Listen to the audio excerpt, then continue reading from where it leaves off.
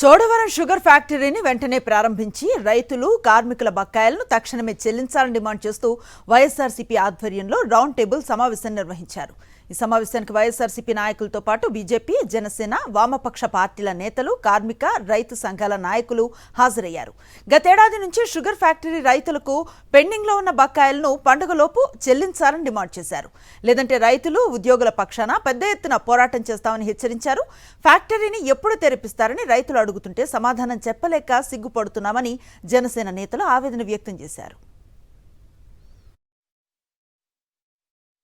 గడిచినటువంటి సంవత్సర కాలంగా ఎందుకంటే గడిచినటువంటి సంవత్సరం కూడా సమయానికి క్రషింగ్ స్టార్ట్ అవ్వలేదు.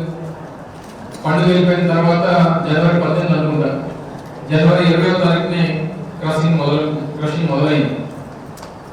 దాదాపు ఏప్రిల్ మాసం వరకు నడిచింది.